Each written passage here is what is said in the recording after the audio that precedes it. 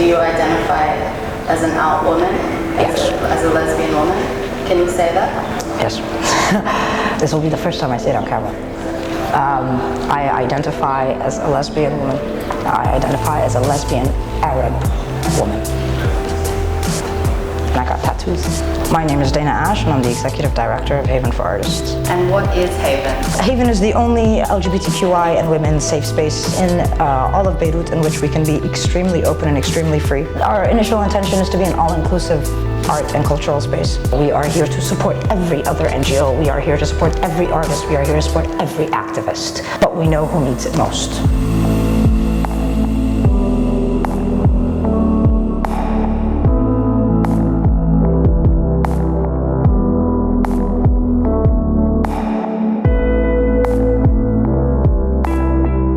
We always give out flowers on Women's Day, and then we always buy extras so that we can give women every other day and say every day is Women's Day. People that do come here intentionally are people coming here in order to be free, in order to express themselves freely, to be themselves, to dress in any way or form that they would like to converse and not feel pretentious, to love and not feel hated.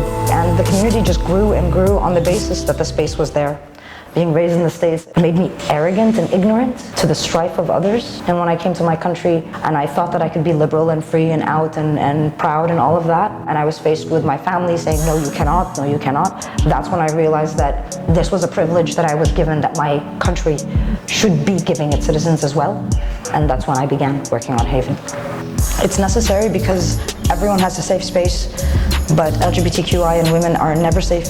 Therefore, they must create their own areas, their own offices, their own workspaces, their own cafes. The premise was to change the world the best way we knew how, which was through arts. So in total, Haven has a lot of ongoing projects and programs. Our main 5 are the shelter program. Our shelter program brings in activists from the MENA region that have been persecuted and discriminated against because of their LGBTQI status or women's status. We're also working on different projects and programs for the shelter program itself to get it fully funded so that activists from all over the region have a free space they can come to when they need a space to, when they need a home, when they need work, when they need whatever it may be.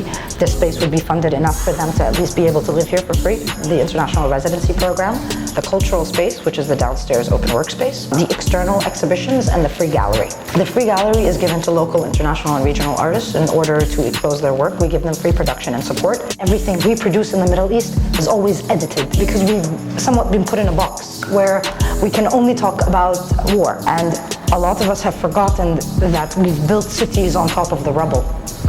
So we need to talk about the cities and how they were constructed as well. So the premise of Haven from the beginning to this very day will always be to push the envelope, to give a platform for emerging artists that otherwise would not have the space. We also have the cultural space, which is open as a workspace, a cultural center, weekly free screenings, free talks, free poetry sessions, like the Sisterhood Salon launched by Lisa Lux here.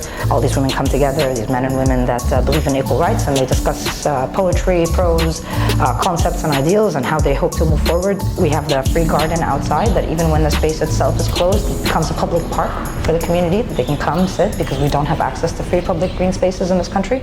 There is nothing more beautiful than sitting in the sunlight and being with the person you love regardless of their gender or their sexual orientation. It's been too long that we've been pushed off into the shadows just in order to coexist in this community. Luckily for us, Lebanon gives us a little bit more leeway than other countries. And do you think Lebanon is changing? I think we won't stop until it does. And what are some of the challenges that you face running Haven? We are not funded. We are self-sustainable. The program managers, the executive board, we all work for free. It gets hard. We're a big network, yes. We're a lot of women, yes. We're a lot of LGBTQI, we're a lot of artists, we're a lot of activists, but we're also all working 2-3 jobs to make this center sustain itself. Very nice to meet you, girls. And that's why we know that it's necessary, because not only does the community need it, we need it. I need a space where me and my partner can be together. The biggest challenge, I think, is to continuously fulfill what the community is lacking, because a lot is lacking. We're not just talking about rights, we're talking about just freedom to be, to express, even within a safe space. It took a while for people to start feeling that they were safe, you know, because that was such a far-fetched concept for them. The biggest challenges we have now is to ensure that we stay open for these people. There are other bars and cafes dedicated to LGBTQI. They're bars and cafes, they're not cultural centers, they're not made there to inspire and educate and expand our understanding, nor to ignite social change. They're there for us to go have a drink and forget our woes. And we figured that since most of us, all we can do is forget, it's best to have something in which we can remember. Every 6 months there's a new goal, because every couple of months there's a new cause and there's a new issue and there's something else that we need to deal with.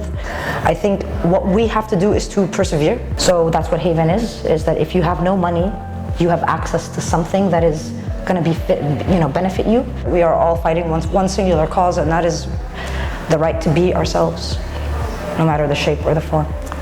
Quite frankly, I wasn't discriminated against, as much as others would assume that we would be in the East. We're actually a lot more powerful when we're loud and we're unified. I think that the most beautiful thing about Lebanon is that it has been molding its own identity for so long that it's our job to make sure it's the identity we're proud of reflecting. Are you proud?